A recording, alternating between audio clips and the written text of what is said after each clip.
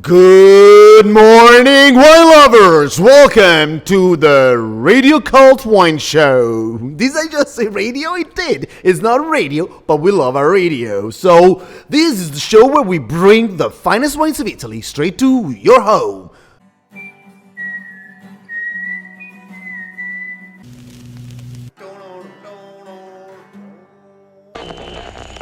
Radio Cult Wine Show.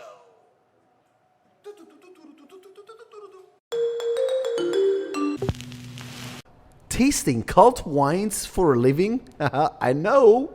It's a tough job.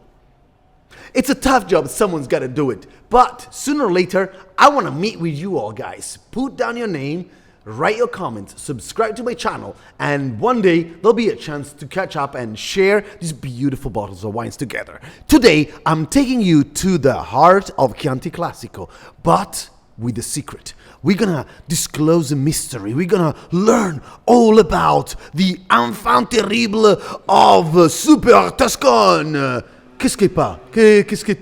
What are Super Tuscans? A lot of people talk about Super Tuscans in either a loving way, so like, I love my Super Tuscans, and usually Super Tuscans are described as very sleek, elegant, modern style wines. For some other bunch of people, Super Tuscans instead it's a sign of too modernly made wine.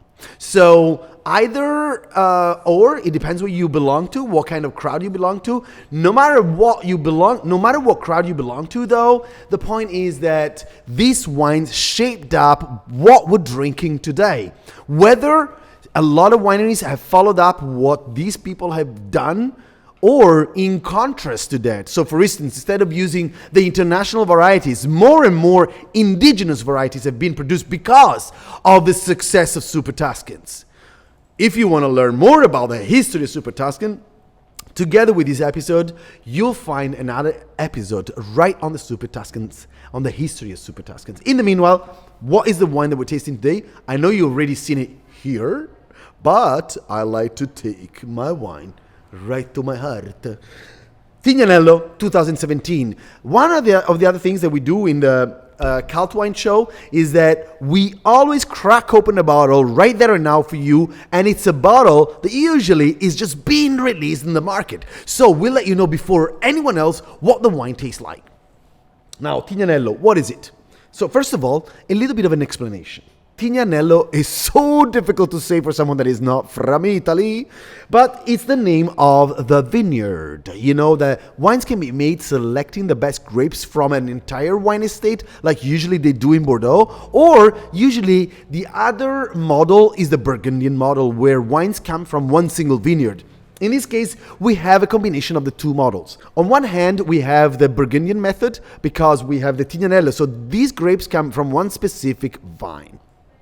But actually, did I say vine? I meant vineyard. But actually, Tignanello is an entire beautiful wine estate that is placed not too far away from an old abbey from the 10th century. And inside the abbey, you can come across some of the most beautiful frescoes you can ever see. I'm serious about this. And right next to it, there is a restaurant. Can I give tips? I can do whatever I want. This is my show, man. I can do whatever I want. So I'm going to give you a tip.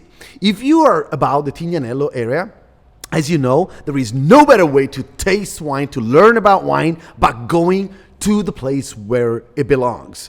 So if you go there, you have to go to Osteria di Passignano. Osteria di Passignano. One Michelin star restaurant, one of these beautiful, elegant trattoria where you can eat like super simple food and yet so beautiful to see. So that it is for you. Tignanello, so it's a single estate wine. It's made of 85% of Sangiovese. What is Sangiovese? It's the king of Tuscan varieties. All wines in Tuscany are made with Sangiovese. Most of them are, at least. But what happened in the 60s and in the 70s? Well, Sangiovese, most Sangiovese that was sold in the market was actually cheap and nasty, let's be honest. Also, Sangiovese is a very light-skinned variety, so not too much color. Totally the opposite of Cabernet Sauvignon, which is what most people were drinking back in the day, and still today, actually, by the way. So people were accustomed to Bordeaux, big, extractive, tannic, very colorful, very, very deep in color kind of wines. And there you got your Chianti or Chianti Classico with a light ruby transparent color and very acidic and very tannic. People didn't know about it back then, and they liked the bigger, more robust style wines.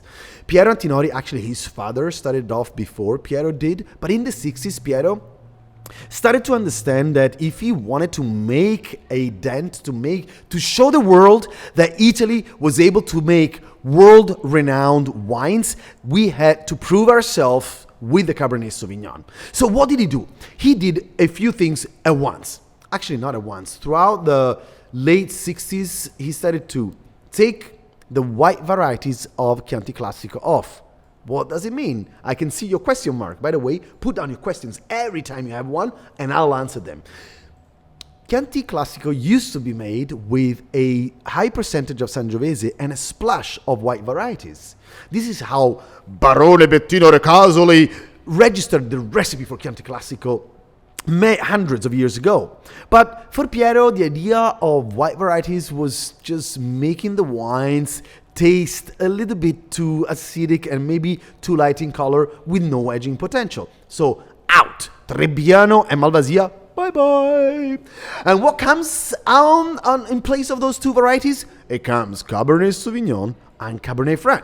In what percentage? Well, the final blend of 85% Sangiovese, 10% Cabernet Sauvignon, 5% of Cabernet Franc arrives in 1975. 1971 is when Tignanello came in the market with his first label. So 71 is the beginning of history. 75 is when the recipe is put together. The final recipe that still today is out there. Let me drop some wine for me. At the end of the day, this is a wine show. And I know there is nothing better than crack open a bottle and share it, at least with another person. But hey, I've got so many of you out there, so here it is. Tignanello, super dark in color. 2017 has been a super, really hot vintage. We couldn't sleep at night. Wild boars were going in the vineyards not to eat the grapes, but to drink grapes. The drought was so heavy that as a result, what happens in the vineyards? That you'll come across to more mature fruit, and as a result, you have way more alcohol. So I'm expecting to see all of this heat with a lot of more alcohol than usually Tignanello can have. But I might be wrong. You never know. On the nose, the wine is packed with prunes. This is the first things that comes in my mind. So, you know, when I say like the Mayan Palace, like the first whiff, how much time did I spend there? It was only a few seconds, and yet I still have in my, if there is such a word as smelling memory, I am getting these prunes, licorice, earth, porcini mushroom. What else did I get there in my first whiff? It was all about pretty black fruit. Let me get on the second whiff. Now there is more. It's more about the black cherries, but also slightly violety, like a little bit of a flowerish tinge.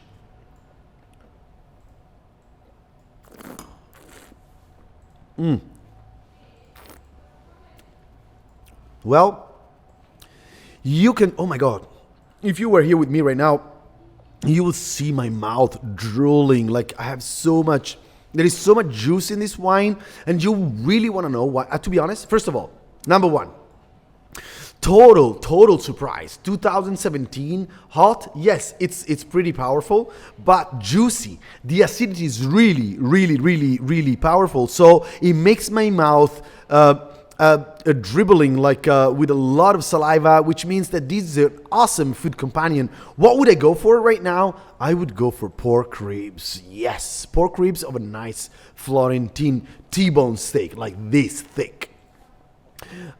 So tannins, there is a big tannic structure here. So like you expect something that is quite astringent on the side of your palate, and more red berry crush that comes through. So way more red fruit driven on the palate than he was tasting on the nose. A little bit of that vanilla boisé oak spices that comes through in the aftertaste as well. So all in all, this is pretty unexpected from the 2017 vintage. To be honest, I was expecting the wine to be way more over-extracted, and it didn't come out that way at all. So I'm positively surprised about this factor.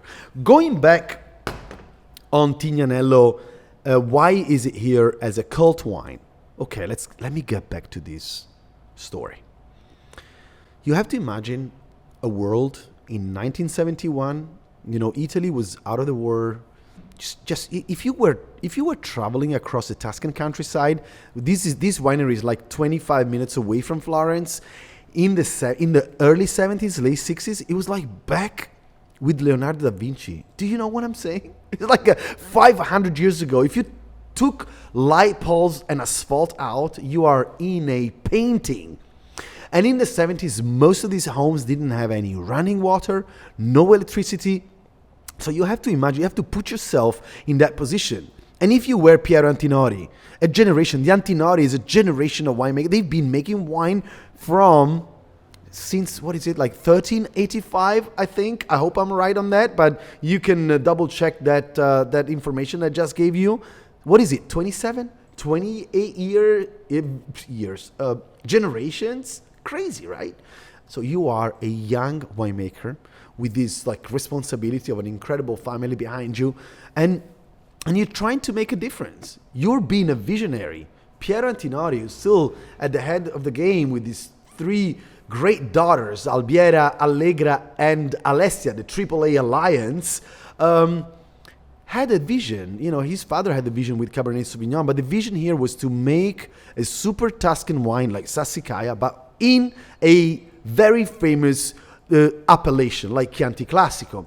And what happened was he was a revolutionary. His wine was kicked out by the Association of Winemakers of Chianti Classico. So no Black Rooster for Tignanello, despite the fact that Tignanello is in the heart of Chianti Classico. Why is that? Because it was forbidden to get Cabernet Sauvignon in the blend. But you know what the paradox is today?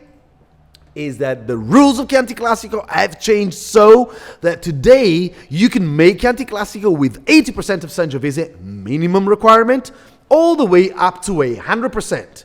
But in that 20%, you can play around, and Tignanello today could be a Chianti Classico. But I ain't seeing any Black Rooster.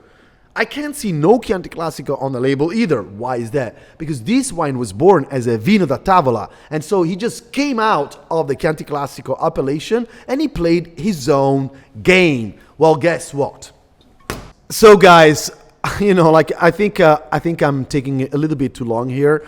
I want to say another couple of last things here, is that after Tignanello, everyone, and trust me, everyone started to make a Tignanello style wine.